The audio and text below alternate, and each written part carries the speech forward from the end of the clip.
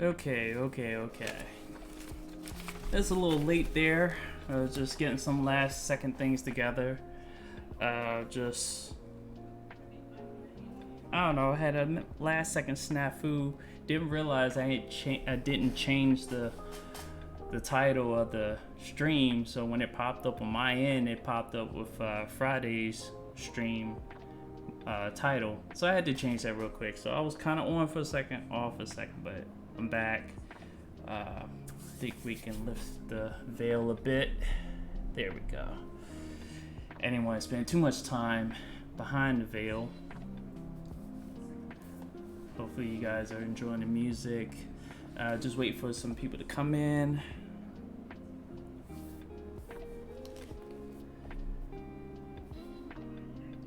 There we go. Hey, what's up? What's up, Spec?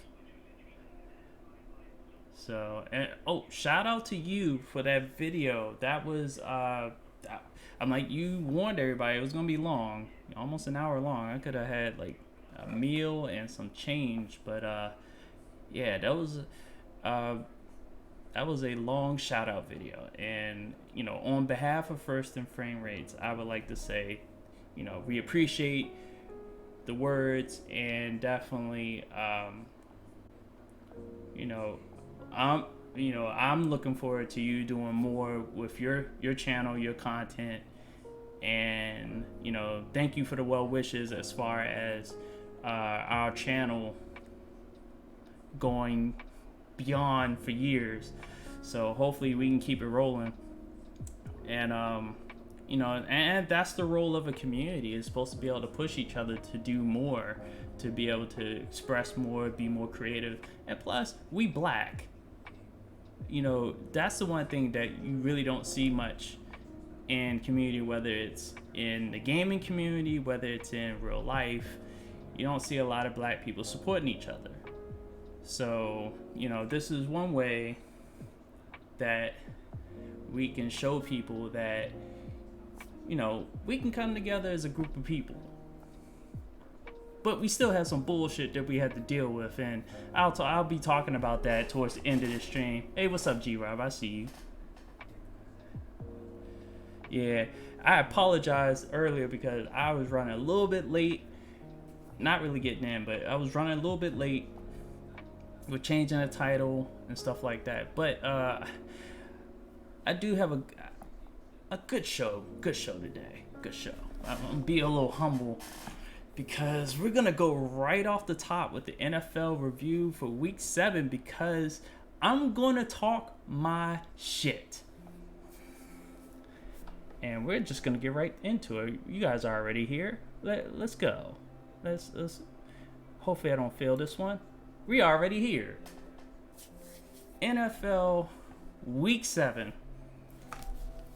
Hopefully y'all got y'all picks out if y'all were following along last week, because like I said, I didn't write any of my stuff down, so I had to go and check out last week's show to figure out who I picked. And there's a reason I'm gonna be talking my shit this week. I'll talk a whole bunch of shit, especially them Cowboys fans. Y'all season derailed. Them boys gone. Season over for them. Even though the NFC East is still wide open. It really didn't matter. But just to kind of give you a summary, not just because I kind of jumped in too quick to this NFL topic. Let's back up. Let's back up a bit. Let's back up. First of all, let me get some of this Rogue Energy. Always got to start the show right.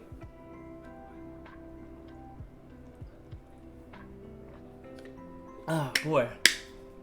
Remember to go to rogueenergy.com, type in DJ81 for the promo code, you get a discount. It's good, clean energy, packs you full of caffeine. It doesn't tear up your stomach like the Monster Energy drinks and whatever the other one is. But definitely go to rogueenergy.com, type in DJ81 in the promo, get your discount. So they have some very delicious flavors. This is pink lemonade. They just released green apple as one of their flavors for the extreme, which packs double the amount of caffeine. drink, but that green apple is delicious. The green apple, this pink lemonade. There's a mango. I also have a mango flavor down here too that I like as well. So go check them out. All right, now that I got that unskippable ad out the way, shout out 2K.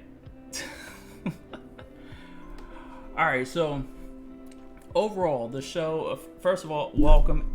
As I hit my mic, you don't see it, but my mic takes abuse whenever I throw my hands out. So I kind of am like Bernie. You know how like when Bernie Sanders talks, he kind of like throws his hands everywhere. There's somebody next to him. They've signed a waiver that if they get hit by him, they can't sue.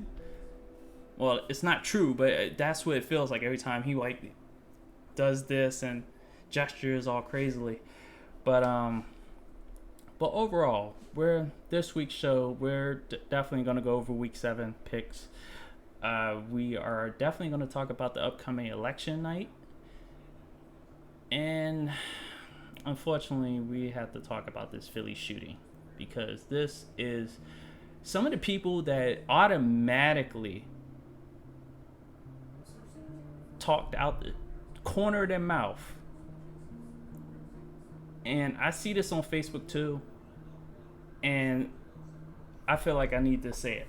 So we're going to talk about that. They're already calling the police on me. But anyway, all right, so let's start off with the good stuff. NFL Week 7. Week 7 is come and gone. And yeah, we had some stuff happen. So what the fuck just happened? Let's just say your boy DJ was on a roll. How big of a roll? Near perfection. That's right. I picked every game. Well, I picked every game. Yes, I did. Only one L. Fuck you, Cam Newton. So we're just going to go right into it. So that first game, and let me get into, see, this is the part that I hate. Because what's going to happen, I'm going to go to full screen. I'm going to lose sight, but we're just going to do it. Fuck it, we're live. So here we are. Actually, you know what? That's why I was afraid on losing the chat, but I forgot I had the little, where is it? I have to find it now. Social, there you are. My little app that I can keep track of the chats. Hopefully everybody's in here. Okay. Can somebody type something real quick so I can see it pop up on the app? I just want to make sure that's there. And also, let me know, how is the video quality? How is the sound?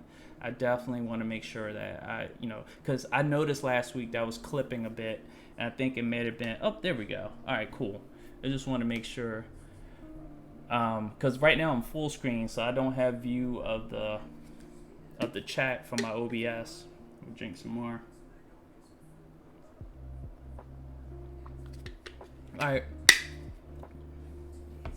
right, cool. So Spec and G-Rob, the usual company. There's a third person in here, apparently. They must be listening in, but that's all good. All right, so this first game, Giants versus Eagles. This definitely went down to the wire. And of course, I had picked the Eagles, so I won this game. Matter of fact, I'm gonna be saying that a lot. I won this game. So, let's see. Do we want to check the stats? Just let's go over the stats a little bit. So we're just gonna go.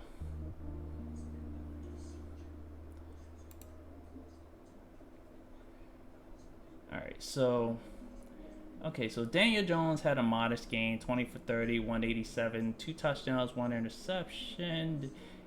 And, oh, yeah, that's right. Daniel Jones had that long run, and he tripped and fell. Hate to see it. You know how, like, stuff just pops up? Like, you weren't even thinking about it? Like, I had no idea of anything that happened in the game until pop it up into the stats. And all of a sudden, I remember he tripped and fell. long run. Find Found out that this boy definitely has wheels. You thought him outrunning Collins last week was something. This I'm about to, this this fool outran the whole Eagles squad and was tripped up by some ghost at the 20-yard line. I swear it was crazy. And so yeah, I feel like he had himself a game. He modest passing game, led the team in rushing, which he shouldn't. Yeah, modest catching yards from the receiving core. Nothing really to see here. And then we can check the Eagles on the other side. I felt like Wentz had a game on him. So, excuse me. Sometimes that could be a little much gas. I've also been drinking tea too, so that also adds into it. So, 25 for 43, 359, 2 touchdowns, 1 interception. Running game. Both teams' running games outside the quarterback scramble was lacking, to say. Richard Rodgers, who's a tight end, and Travis Fulgham, which I said last week, that relationship is growing. I've been paying attention to the Philly chat on Twitter, so I know I see y'all. And unfortunately, the one game that Deshaun Jackson comes back, now he's out. I feel like he's out for the season. Hey, what's up, Antonio? I see you. I feel like he's out for the season. I don't know if that's official. There's a lot of receivers that went out for the season on this one. Not in this game, but like week overall, because we also lost Collins, the dude I talked about earlier. We lost him for the season for the Washington squad. So really nothing to see here. Boston Scott got the game-winning touchdown here. If I remember correctly, Boston Scott got the game-winning touchdown. So the dude can't catch a break. So I think his career is over. Honestly, I'm like, who wants to pick him up? I'm like, you want to talk about potential, but he keeps getting hurt. He stays hurt. He's got his money. He really should think about packing it up. He can still play, but his injury status, I don't know. So the Eagles wound up winning this one. So of course I picked that game correctly because I did pick the Eagles that week. All right, so the next game. Now the one thing I hate, I wish I could turn this back to week 7 instead of looking at here, because they definitely jumble them around. I don't know why they do that. So we'll just look at this Lions-Falcons game, because this was hilarious. They actually switched to this game after the Washington game, I believe, while I was watching. And the Falcons had a chance to win. They had a chance to win this game. They were down by what? They were literally down by, what was it? It was, because the Lions scored a touchdown, so that was, they kicked the extra point to win the game. So what was it? It was 17-16 when the Falcons had the ball. All homeboy had to do was just not score. At what point did he? At some point, he must have realized on the 2-yard line that he wasn't supposed to score, because he sure was prancing in like, "Oh shit, I'm gonna score. Oh shit, I'm not supposed to score," and he still scored. So he got his stats, but even looked goofy at the end. Like, he got to the 2-yard line, looked like he got tripped up by the Daniel Jones monster or whatever, but there's no excuse for letting the Lions go march the other way. Well, a minute 7, no timeouts. There's no excuse for the Falcons defense to allow the Lions to march all the way down the field and score a touchdown, an extra point to win the game. So I had picked the Lions in that game, and what that was Todd Gurley that did that, right? That scored when he wasn't supposed to score. So thank you, Todd Gurley. I picked the Lions. I wanted to win in this one. So next game, Browns Bengals. I said I was gonna do the stats. No, you know what? That would take too long. I'm not Bills. I'm not VF. I can't like go toe to toe and go over the stats in each game. Right now we're results. I'm a results oriented person. They can discuss the details all they want. I don't care. I just want to know who won because I know I won a lot this week. So the Lions beat the Falcons by 23-22. Now I picked the Lions. So next game, Browns Bengals. I had picked the Browns in this one. They won 37-34. It turned out to be a good game. So okay, next game. Now this I already said. This the Packers and Texans. I already said that this was going to be a bounce back game for Aaron Rodgers, and I was correct as they beat the Texans 35-20. See, there's nothing to worry about. He has one bad game. All of a sudden, the media all week was just going crazy, like, "Hey, he lost them. Like, should they panic?" I'm like, the man's invented no chill. The man invented relax. Just relax. And people just need to learn to relax. It's Aaron Rodgers. He's got this. So he got that. They beat the Texans 35-20. So the Texans had that one game reprieve from Bill O'Brien, then all of a sudden everything crept right back, just like the Falcons did. So, all right. So the next game, and it's funny because while watching this, not watching this game, but viewing this game from the highlights, I thought I had picked the Panthers, but it turned out I picked the Saints. And thank God, because I was correct on this one. So Saints beat the Panthers 27-24. Really not that much to see. DJ Moore had a good game. He had a touchdown catch, and technically he had 2 touchdown catches because that lateral was forward. So he literally had 2. Matter of fact, I'll look at the stats for this one because I want to see how they counted it. Because that technically was a touchdown catch by DJ Moore. Yep, that's just as I suspected. Because it counted as a reception and a scamper. So he had 2 touchdowns on the day. DJ Moore out of Maryland. Go get him. So that's that. And go back.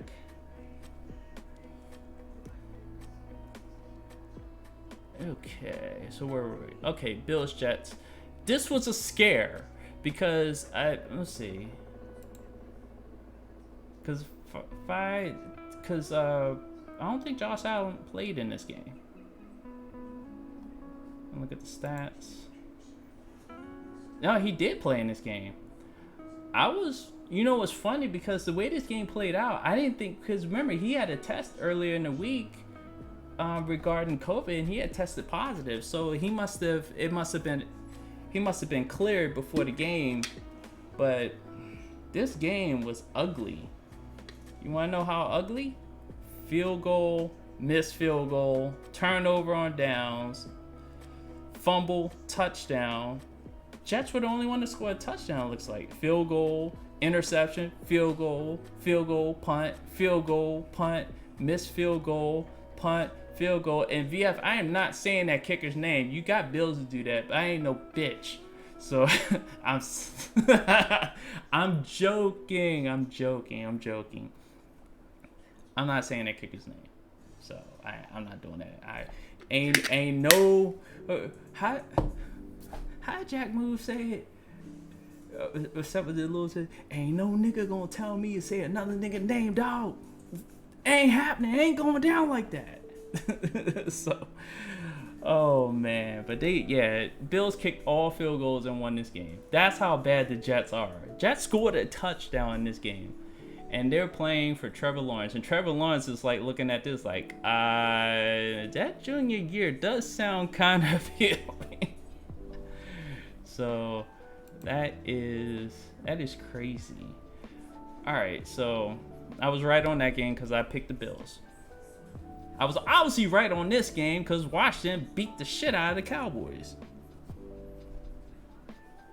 Now, there was a questionable play in this game, and I did listen in a little bit to the first and frame rates, and I'm like, again, and me and Bills, we talked about this before. We came to a consensus, so there's no new argument or no new disagreement here. This is an old disagreement that we had that started out on Twitter, and then we talked it out. But it wasn't really like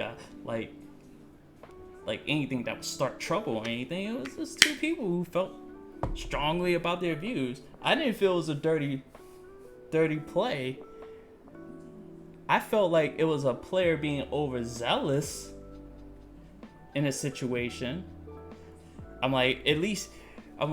one point, I think Bills thought it was spearing, but it was just like, well, he didn't hit him with his helmet, and they already have a rule for spearing. That's why, like, when this whole thing about helmet to helmet contact started, I'm sitting there looking like this is just a reinforcement of the spearing rule that's already, except it's helmet to helmet versus just spearing into somebody's chest. But Bostic hit Dalton as he was sliding, and it was a bang bang play. And it wasn't so much the impact that it was Bostic running toward Dalton and just clocking him. It was the fact, technically, Dalton provided all the momentum that was needed for his own demise. He slid late because as he started to slide, Bostic had committed to hit him. It was pretty much simultaneous. Bostic could have let up, possibly. But it's kind of hard. We've seen people get hurt letting up, and it's unfortunate. He was penalized, and he was tossed from the game. I think he may have been fined, but he wasn't suspended. And he really shouldn't. And based on his history, I'm fine that he wasn't suspended. He's not a dirty player. Usually, you save suspensions for people who have a pattern, a recognized pattern for doing that. And Bostic, doesn't have that pattern for hits like that. So the fact that he was ejected, obviously he got fined. That's fine. Other than that, Dallas looked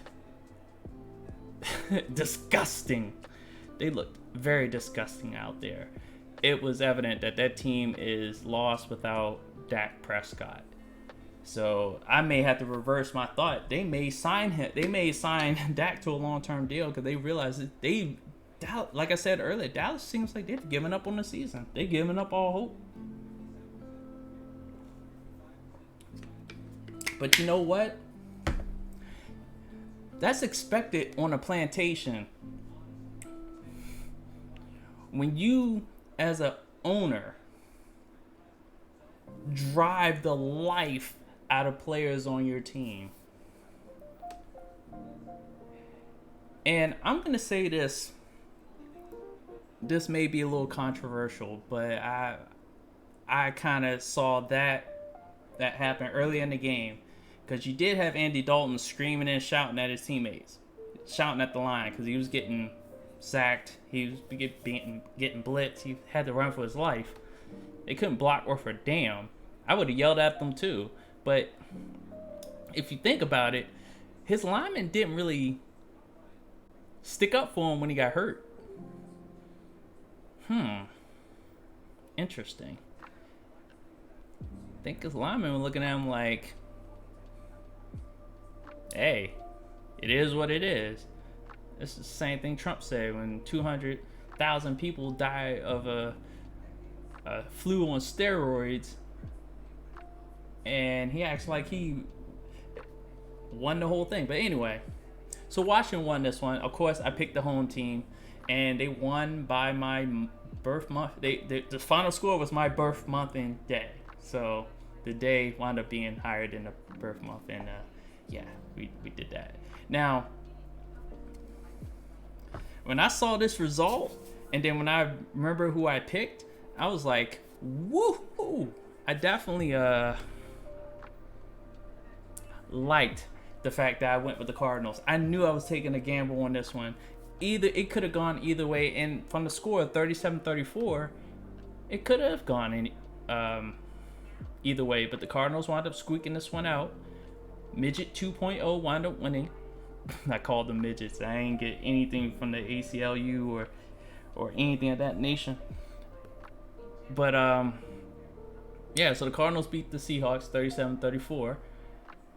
Okay, so next game was Chiefs Broncos. Chiefs won 43-16. And of course I picked the Chiefs. That was no brainer. Okay, let me just skip past this game because I have some frustrations on this game. Obviously, this is the game I lost. I picked the Patriots in this game. Actually, we're not skipping this game. Fuck you, Cam. Because of your meltdown, I missed out on perfection. I could have won every single goddamn game, but you had to fuck it up for the rest of us. Could have been on here talking about, man, I had never picked every game perfectly in my entire life, and I still am looking for perfection. One game away, and you cost me, buddy. But I ain't gonna be like these weirdos and send death threats, and I'm not gonna be like Jeff Garcia making fun of your attire, and all because he's jealous because he can't have you. I don't know. Everybody knows Jeff Garcia is gay, so just saying. Maybe he's mad because you wouldn't give it up. I don't know. Maybe Jeff asked about one night. He probably was like, nah, that's all right. And he's been mad ever since and wanted to get that off his chest. But anyway, so 49ers wanted to win it. And it looked like I was leaning to pick the 49ers, but I wanted to pick the Patriots. I wasn't quite sure Cam was going to play or not, because we were on that 2-3 weeks since his positive test. So that was the only game I lost. But flip it to the game that I called, another game that I called, and I called that this was going to be an ass whooping, and the whole line got sacked due to COVID. Kind of helped. I don't know if they all played, but Tom Brady told all y'all niggas to fuck off. He had 5 touchdowns in this game, threw 4 of them, ran one in, said fuck you. What cliff? Y'all fell off, not me. And that's funny because I'm not even a Tom Brady fan, but that was hilarious that he told that basically through his performance through this season so far, he had one mild game, one bad game, and the rest have been, the Buccaneers are 5-2. So everybody in the league, the media outlets need to shut the fuck up. He's good. I don't know what's going on in New England, but Tom Brady doing good. Gronkowski doing good. Buccaneers doing good. Another game I picked. Steelers over the Titans. Steelers won this 27-24. Bills, you followed suit with what's the damn, I can't remember the I can't remember. He played for us. He was the safety mainly on the Steelers, but he played safety opposite Sean Taylor. But he called it because that one play, he had an open lane, and dude sacrificed his body, stuffed Derrick Henry in the hole. That kind of reminded me of Steve Atwater versus Christian Okoye. After Christian Okoye got hit like that, that was it. You never heard of Christian Okoye ever again. Now, it's not going to happen here because, they're not going to have too many... The Titans are not going to be in too many situations where they need Derrick Henry to truck somebody in the hole. It kind of reminded me of the Oklahoma drills. I feel like Derrick Henry didn't do a lot of Oklahoma drills. Because even when he got hit, he was still running high. And Bills even pointed this out on the podcast, that Derrick Henry is not a runner that finishes his runs. He doesn't run through his pads. A lot of running backs, at least the running backs I remember watching, not just in the NFL, also in college, also in high school, they're taught to run behind their pads, run low, get that leverage. I'm like, low man wins. And you running up high, you're going to get smacked. And that's exactly what. Matter of fact, he got knocked backwards. But the other guy, I think he had a stinger. Like I say, he sacrificed his body. So, yeah, that was quite the hit. But, yeah, I picked this one, too. Steelers over the Titans. So, Steelers, I think they're the only undefeated team in the league right now. And he got the Ravens next week. That's going to be funny. This was automatically going to be a victory for me because Jay Gruden's a bitch. I had to say it the same exact way I did. Same energy. So Chargers wound up winning this one. Herbert gets the victory in this one. And I'm happy for him, happy for the Chargers organization. And, you know, Jay Gruden can kiss my ass. Fuck him, bitch. So, and of course, G-Rob, if you're still here, I don't know what's going on with your Bears. Just like I was saying, they're on 1 week, off 1 week. On 1 week, off 1 week. Well, they were off. Way off. And they lost 24-10 to the Rams. I picked the Rams on this one. So, yeah.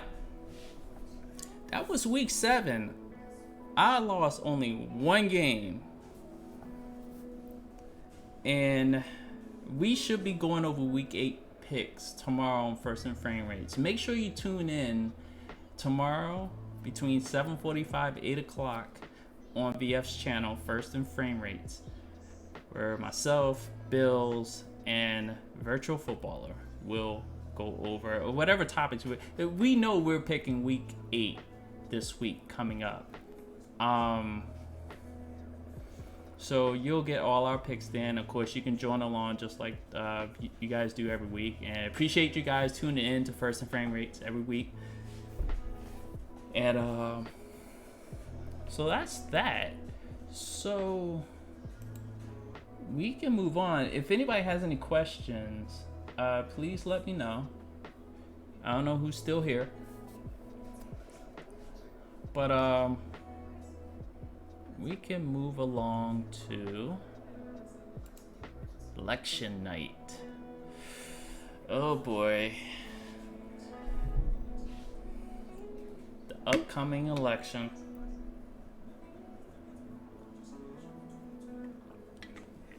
November 3rd, this coming Tuesday.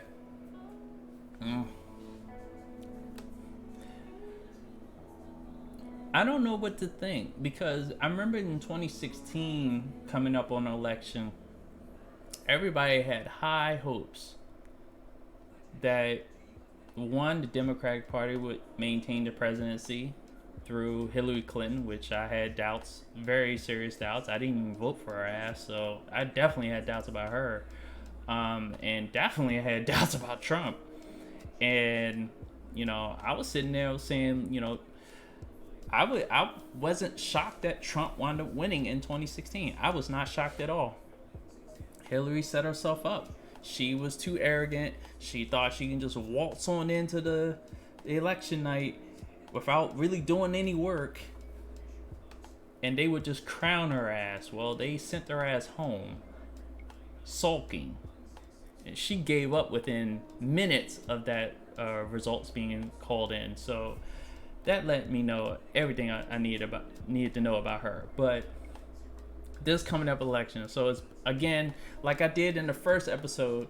I'm not pulling up the graphic or whatever, but it's Biden versus Trump. There's and just to let you guys know, there's a third party on the ballot. I don't know who's on it because I didn't vote for neither one. I didn't vote for Biden. I didn't vote for Trump.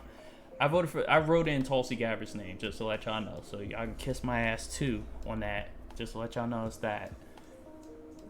Because I don't believe in this two-party crap that everybody's enslaved in for some reason. And they get mad at me. Shoot, my Democratic friends get more mad at me than the Republican friends. I have friends on both sides. I have a balanced view. It's kind of like how justice should be. If you're saying that, you know, one party should rule the country, then you're going to be way off each and every time because this country is technically an even balance of both. And also, that third which intermingles with everybody. But this coming election night is gonna be crazy. They're even saying that we may not even know the results that night, so that's gonna be funny. And I wonder who's gonna be staying up late again on this night to see who can possibly call a winner. Excuse me. And I wonder how it's gonna go. I wonder if, because you have all this polling and stuff like that tends to happen, and most polls, I'm like, the polls in 2016 were definitely wrong about the results. So I haven't really been caring about the polls, because I remember in 2016, some people, they have hope because they see the polls, and it's just like, y'all don't even remember it. Y'all don't even learn anything from 2016. Don't believe these polls. And here's my advice for this upcoming election. If you want to vote, vote. If you don't want to vote, stay home. Everybody has a right to do with whatever they want with their vote. They want to keep it to themselves. They want to write somebody in and focus on the local elections. See, that's what I did. I wrote in Tulsi Gabbard, and I just focused on the local elections, because at the end of the day, it's going to matter more locally than it is nationally, because my vote only counts for the state in this electoral college. Like, everybody's been playing under these rules for years, and honestly, I'm like, the advent of social media has magnified the voices that hate the electoral college. But how would you feel if California, Texas, Pennsylvania, Florida, and a couple of other big states decide the election every year due to the dense populations of their cities? Maryland would not have a shot in this. New York would be the other state that would have a say in this. How would you feel if those states decide the elections every year based on everybody's popular vote? Like shoot, 2016, Hillary won the popular vote by 3.4 or 3.5 million votes, and that was actually the deficit out in California. And the other votes kind of made up for the million that she could have been more. But the point of the presidential election is to win each state's popular vote that gives you representative electoral points. That's been the rules. People don't like something. They also want to change the rules when it doesn't go their way. No one likes to take an L. And I understand the seriousness. I understand the gravity of presidential elections. But my God, don't cry about it now when it was going the way it was supposed to. Even when the Republicans were winning, you didn't cry about it then. Don't cry about it now. So hopefully they vote Trump out of office. But this two-party thing, this is some bullshit. Y'all know it. I have never seen so many people enslaved in this two-party system in my entire life. And I'm calling y'all slaves for thinking that one of these two parties are going to be able to pull us out this problem that we have. Been believing in this two-party system for far too long. So, okay, so what we have next? On a brighter note, in about a couple of days, season 2 of The Mandalorian goes live on Disney Plus. Or at least episode 1 of season 2, because they're gonna do that weekly episodic bullshit that they are just completely getting away from, and getting away with, my fault. And I'm looking forward to the season, because there's going to be some character reveals that pop up during the season that will come up that are featuring past characters. I heard Boba Fett was probably going to pop up, Sabine Wren, possibly Ahsoka,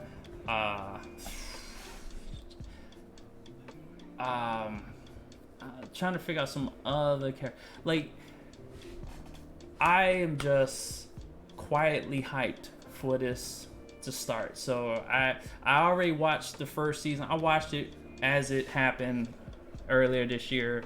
So I'm already good with the first season. I just want to start this second season. I was wondering what that was.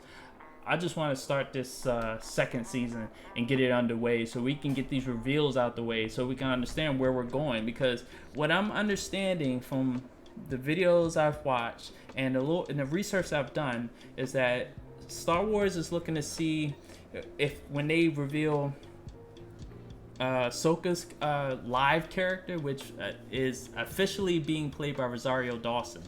That's going to be interesting. Because some people are crying because Ashley Eckstein, who voices the character of Ahsoka in the Clone Wars, and has... Let me just say this, as far as Ashley is concerned, she has done a spectacular job with the role. I'm hooked on Ahsoka. Before Ahsoka, I felt Anakin was like the main character throughout the whole Star Wars universe that I could link to.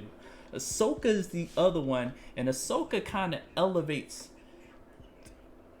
from the Clone Wars, even with Star Wars Rebels, and even now, when they properly finished off the Clone Wars, Ahsoka's character kind of took over, and now it's like Ahsoka, Anakin / Darth Vader, and everybody else.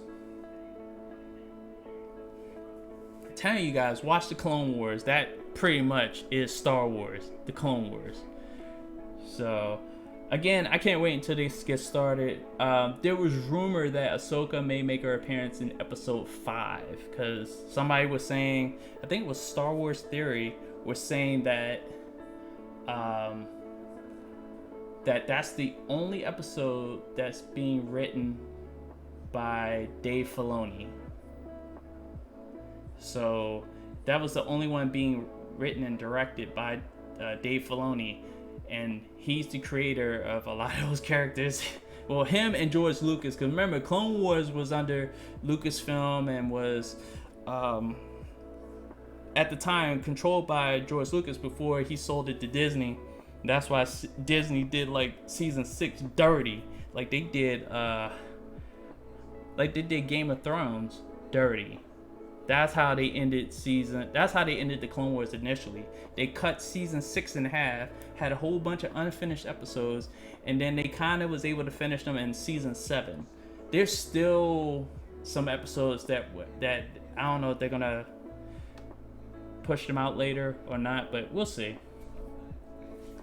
So I can't wait. Again, that is Friday when that episode 1 pops out. So can't wait. All right, so we kind of like going back and forth. This probably be, let's see, what time is it? Hopefully you guys are still tuned in. Hopefully you got some questions.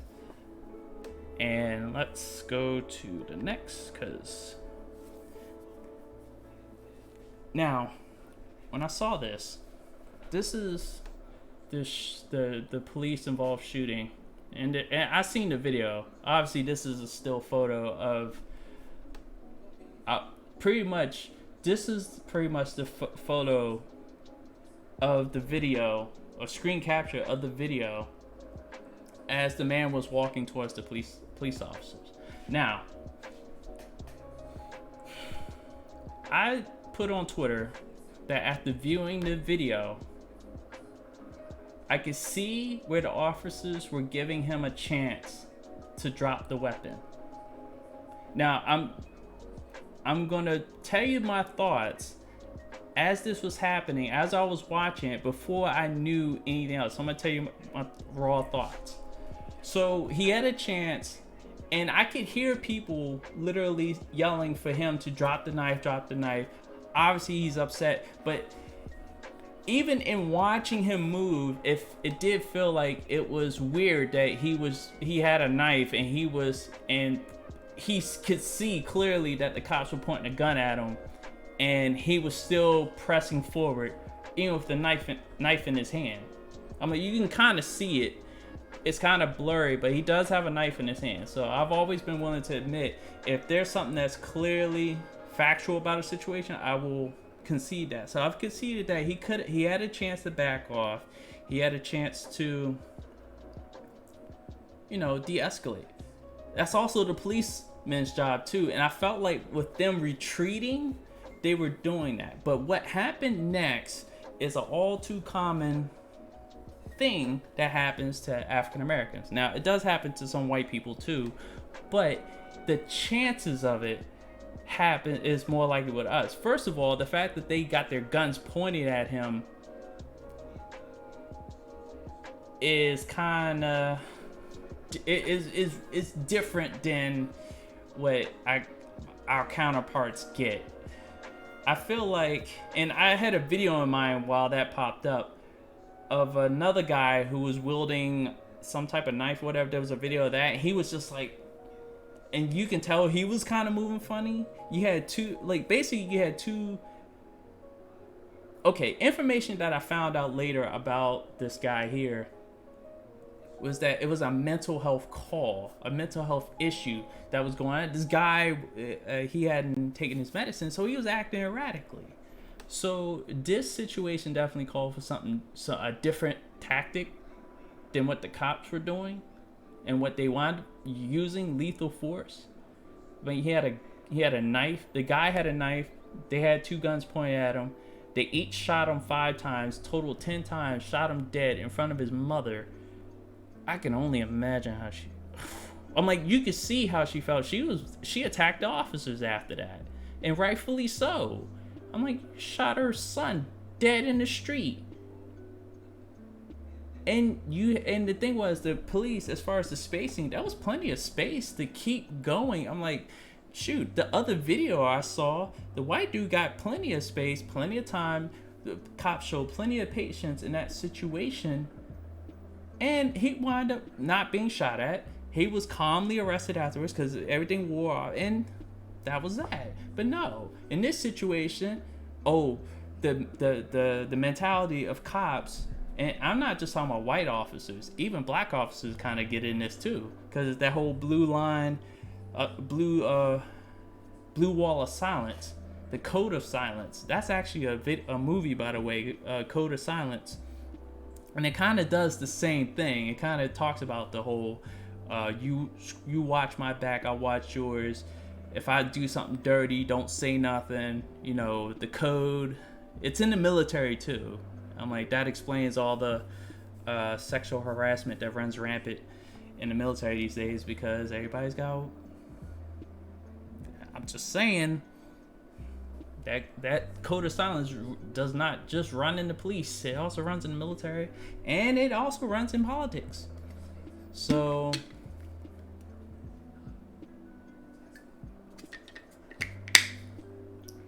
but the main thing the reason why I'm saying all this is because the main problem that we as African Americans have when it comes to police brutality and police shootings, I'm not going to say an unarmed black man because clearly he was armed, is that we're not shown the same energy in the same type of situations that our white counterparts are shown. The video I keep referencing, that guy was shown patience, tolerance. They waited him out. They arrested him. No incident. Other than him just waving around the weapon he had in his hand. He had some type of sharp object in his hand. He was waving around. They kept backing up. This brother gets shot 10 times.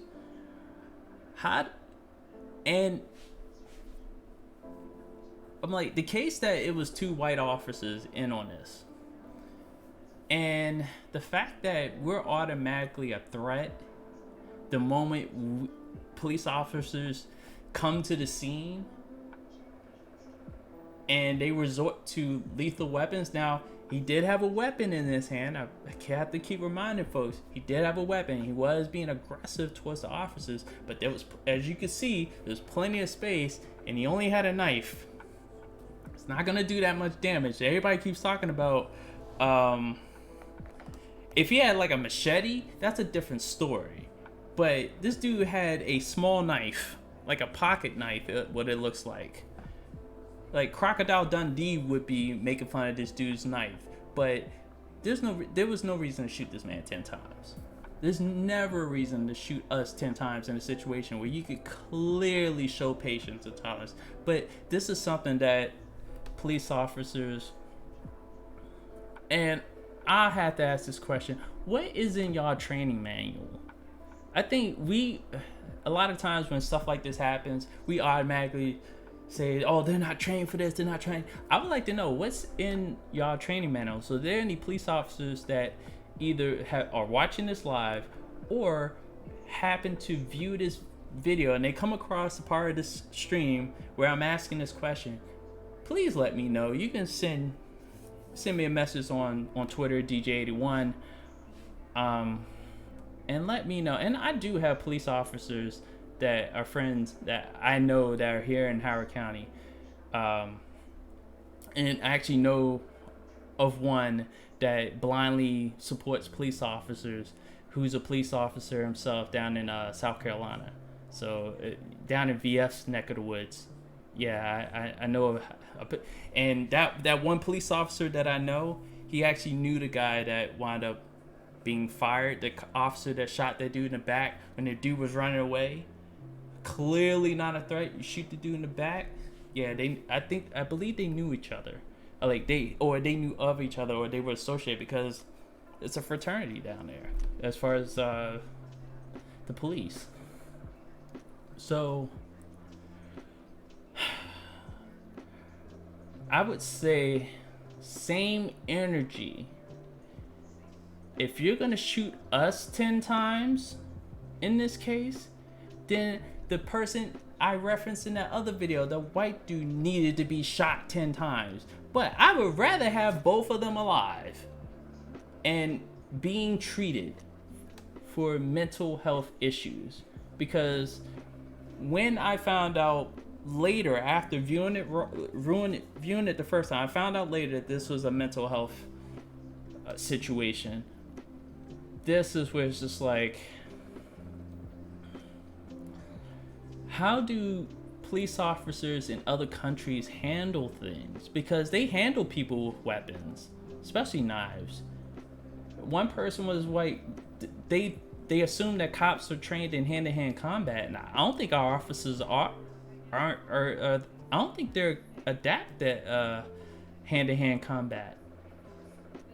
I know when I went through the Air Force basic training back in 2001, we didn't do anything hand-to-hand. I'm like, we didn't even get a chance to, like, our Warrior Week was washed out. I think these cops, they focus on gun training. Disarm somebody by shooting them. Disarm somebody, like, kill, like, serve and protect while shooting people. It seems like that's a common theme in the training. But again, I ask, what's in y'all training? How do officers in other countries handle mental health situations or violent situations like this? How are they able to handle it? And how are they able to keep it under wraps? Because that also leads to another issue that's not, it's kind of not related to this one, because obviously this was not about a mass shooting or anything of that nature. But you have to wonder,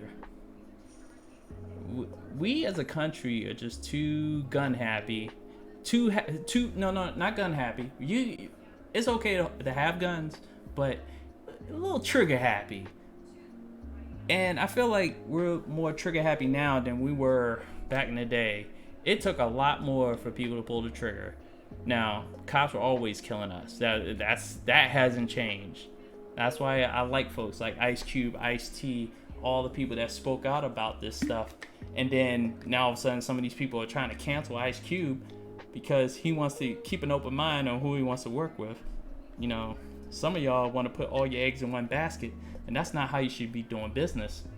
This ain't craps. Well, some of y'all are gonna lose at craps. You may win big, you lose big if you think narrow-mindedly like that. So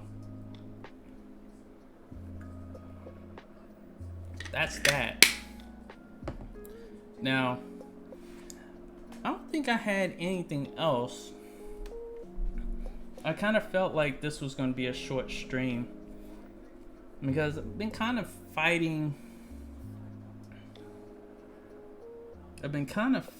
This this weather system. That's because apparently Zeta is like the effects, the outer effects of Hurricane Zeta, which is now striking the Gulf, Louisiana, all those other states down there. I feel like the outer effects have been playing with the barometric pressure to the point where I've been having trouble breathing. I've been having trouble with my sinuses. Like I felt like all the pressure in the world on my sinuses. And yeah. So I figured at least we get an hour in. I really didn't have anything else for you guys today. So if no one has any objections, if anybody doesn't have any questions, I think we're gonna call it a night. It's a short night. I definitely can't wait to get back on first and frame rates. I know I was missing yesterday. So like when I got a chance to tune in, I actually got in a little bit towards the end as far as in the chat. I don't know if anyone saw me, but I kind of like asked the question, and you know, in typical fashion, they just breezed over my statement, but that's okay. You know, I am the ghost. I'm just kidding, but anyway. So again, make sure you tune in if you're watching it. Well, obviously not, people are rolling out now, but if you're watching this through the archives, make sure you tune in to First and Frame Rates at 7:45 to 8 p.m. Not 7:45. We start in between the time of 7:45 and 8 o'clock. VF sometimes I don't know. He wants to start at, like, we were starting at 7:30 on the dot, and then all of a sudden. But he has a family, so we understand. We just roll with the punches. So we don't have any topics offhand, but the way we do it on First and Frame Rates is that we figure it out and we just roll with it. But we will be going through week 8 picks. We'll be making our picks. I encourage you guys to come join us, and I'll see you then. Other than that, thank you guys for tuning in, and let me give you my usual thank you to G-Rob, Antonio, anybody else, Spec. These are the people that tuned in a little bit. Basically tuned in for the NFL, and then they saw the rest of it. It was like, I'm out. So that's cool. As long as you guys were here, that's all that matters. So I'm not gonna be the one that's affected whether people are in or not. I kind of can see who's here, who's not here, but hey, it is what it is. But I will be back. I have an idea that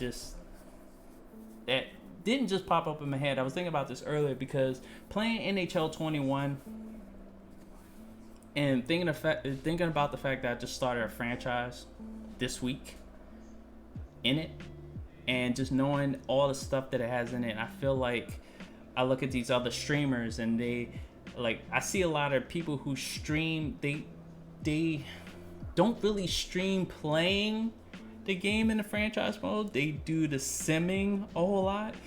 I can understand because, excuse me, but I feel like the way I play franchise modes is that I don't know how to deal with a franchise when I'm just looking at numbers alone. I need to know how that person is playing, how they're performing in game, to know whether or not, because I'm gonna tell you right now, I'm gonna give you guys a preview of, I'm gonna show you. So this is stuff that like I write down, and let me switch to so you can get a bigger screen. All right, so this is the type of stuff that I write down when it comes to, as you can see, I'm looking at when I'm evaluating players. Now, there was something else I have written down too. It's actually right here. So this, I'm gonna just see right here. So you see I have my 4 lines set up. Now, everything that was crossed out was based on the fact that I hadn't decided who was going to be on the right wing, where Sprong is right now. Obviously, I'm running the Washington Capitals. I'm their GM. And I hadn't decided if Sprong was going to be on the third line or not. So I got him on the third scoring line, on the right wing, and then Hathaway, Dowd, and Panique will be on the fourth line. So they won't be getting that much time. Hopefully they can earn their way into the third line. But the first two lines are pretty much set. That's who I'm going with. Ovi, Kuzi, Wilson, Vana, Backy, and Oshie. It's Backstrom, but we call him Backy. So, and then obviously on that third line, Lars Eller, Dowd is in that fourth line. But I don't see any movement in the forwards. But this was let's see, hold up. This was the one right here. The defense was the one that I was having an issue with, because I knew who my top four were going to be. I just didn't know who my others were going to be. They're fighting for, as you can see, 2 spots. They're fighting for 2 spots in this franchise. And I have all these notes and these D notes or whatever. Like, you see a star next to Kipney and Jansen. I basically put them 2 on the trading block. I also have a goaltender, Copley, that I've put on the trading block as well. Let me see what offers pop up. I know I keep getting offers from different teams as I advance the days. Keep getting offers for our young defensemen, which I have 2 young defensemen that as soon as I trade Kempney and Jansen, and I think Dylan is another, you didn't see his name real quick, but Dylan is another guy right now. He doesn't fit our system, and I'm possibly looking to trade, but I want to see how he performs in our system.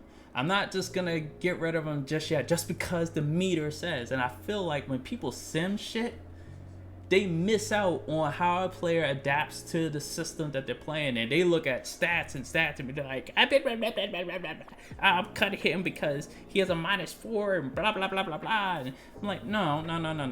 Let's see how he plays. Can he cover his position? Because I feel like as a defenseman, and our system is a high pressure, very aggressive. It's like forecheck, 1-2-2 across the board, forecheck, neutral zone, high pressure. The defense is pressing, is pinching the whole entire time. So I have to have people that are able to get back on defense after they pinch, because they're going to be involved in the offense. And I'm like basically the system is looking for it's offensive in nature. So we're looking for like playmakers, snipers, 2-way forwards, a power forward here and there. Not really looking for grinders, unless if I have grinders, they will be on that fourth line, and that's what I'm looking for. And then as far as defenders, I don't want any defensemen. I want offensive defensemen or 2-way defenders on defense. That's all I want. No defensemen. And I think I have a couple who are defensemen. I think Kempney is one of them. So that's who I'm looking to deal. And Jensen, he's an offensive defenseman. And I want to see how he plays. I'll probably give him like the first month before I start like dealing people. But I got 2 young defenders that are 2-way defenders in the AHL. They're ready to step in. And then also some of the new acquisitions that the Capitals got, Ledoux, Van Riemsdyk. They just signed Sigenthaler, which I did in mine. I signed him for like 3 years on a 2-way contract. But stuff like that, you're going to start seeing on Franchise Fridays. I'm going to call it Franchise Fridays featuring the Washington Capitals. And basically, it's going to be a thing on Fridays where I basically take you through the franchise mode. I hope that's a good idea. Hopefully it catches on for a Friday stream. I don't have to keep trying to mix up what I'm going to stream on Friday. So that way you guys will know. Like, you guys know on Wednesdays, I'm streaming a variety show on here.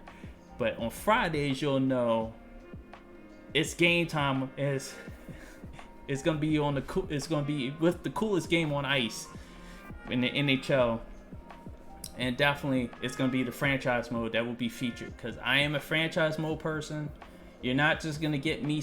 You're gonna get the inner workings of the franchise, and you're gonna get games. Facts. I know I said that all late, sounded all fake, but anyway. Okay, Antonio. So you do have a question. What's the question?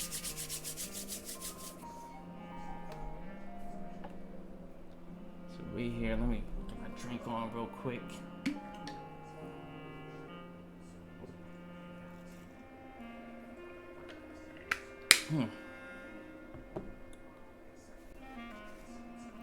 I wonder what's going on tonight. You ever turn off? No! I never turn off crowd noise in a game. Never ever turn off crowd noise in a game. It's unrealistic to turn off crowd noise. I will never turn that off. Never.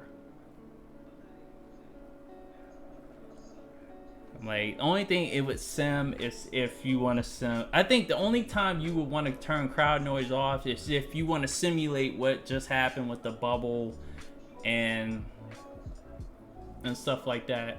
But other than that, like in NHL, I feel like the crowd, you get a feeling from the crowd how the game is going. Like, if you're the home team and your team's in it, it's a tight game. They try to get you going. They try to like cheer you back. I felt like, okay, preseason game, I'm playing at home against one team, and I had all the momentum, everything's working, blah blah blah blah. So I go on the road and I'm playing the Devils, and I felt like the Devils had energy, whereas my team did not have any energy. They were being sloppy. The Devils were taking advantage of every turnover that they were able to cause. They were wreaking havoc. They were fast. Our players were tired.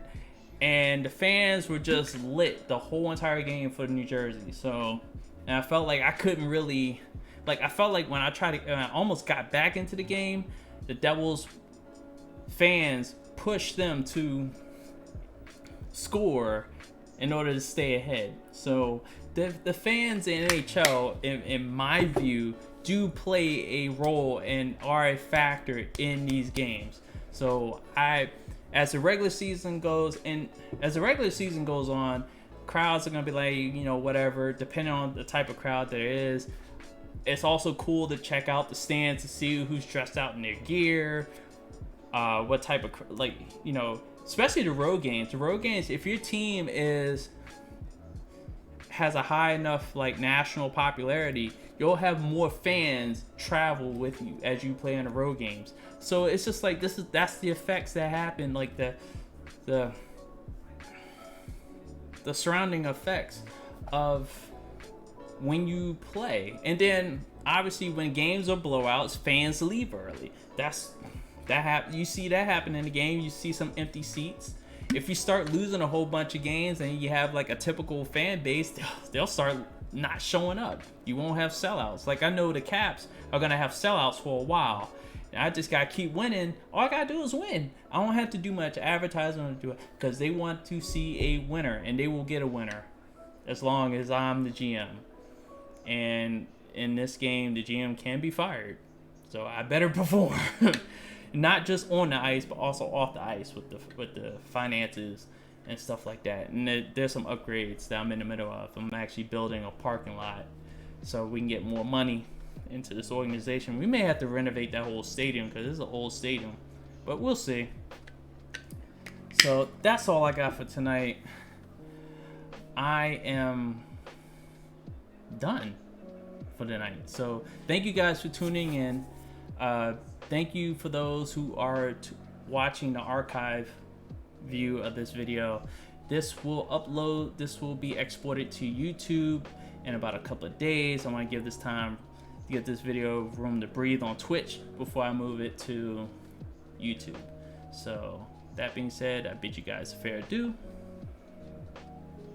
and good night.